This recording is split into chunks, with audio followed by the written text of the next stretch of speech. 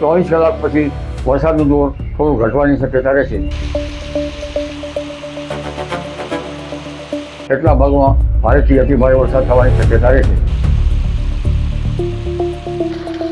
દક્ષિણ સૌરાષ્ટ્રના ભાગોમાં પણ હળવા ભારે વરસાદી ઝાપટા પડી શકે।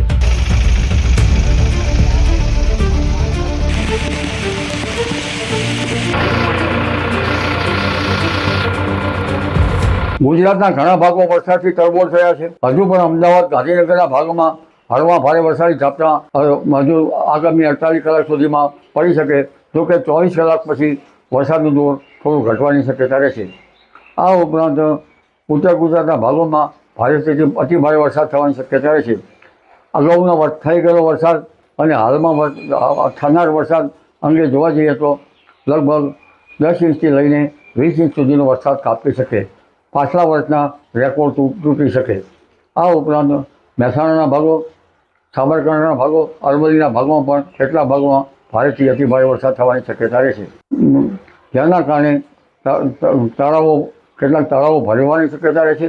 વોકડાઓમાં પાણી આવવાની શક્યતા રહેશે।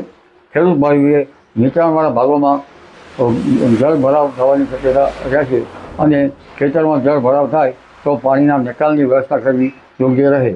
જો કે આ વરાપ થતાં આ નક્ષત્રનું પાણી સારું ગણાય ખેતી માટે। ઉત્તર સૌરાષ્ટ્રના ભાગોમાં, કચ્છના ભાગો, કેટલાક ભાગોમાં ભારેથી અતિભારે વરસાદ થવાની શક્યતા રહેશે। રાજકોટના ભાગોમાં વરસાદ થવાની શક્યતા રહેશે। સુરેન્દ્રનગર, હળવદ, ધાંગધ્રા, મોરબીના ભાગોમાં વરસાદ થવાની શક્યતા રહેશે। કેટલાક ભાગમાં ભારે વરસાદી ઝાપટા પડી શકે। પોરબંદરના ભાગોમાં વરસાદી ઝાપટા રહે। દ્વારકાના ભાગોમાં પણ વરસાદી ઝાપટા પડવાની શક્યતા રહે। જામનગરના ભાગોમાં હળવા ભારે વરસાદી ઝાપટા પડી શકે। દક્ષિણ સૌરાષ્ટ્રના ભાગોમાં પણ હળવા ભારે વરસાદી ઝાપટા પડી શકે। દક્ષિણ ગુજરાતના ભાગોમાં રાહત છે, પરંતુ તેના 50 ભાગોમાં પણ ભારે વરસાદી ઝાપટા પડી શકે। જો કે ઓગસ્ટ માસમાં 7 ભાગોમાં ભારે તો ક્યાંક અતિભારે વરસાદની શક્યતા ગણી શકાય।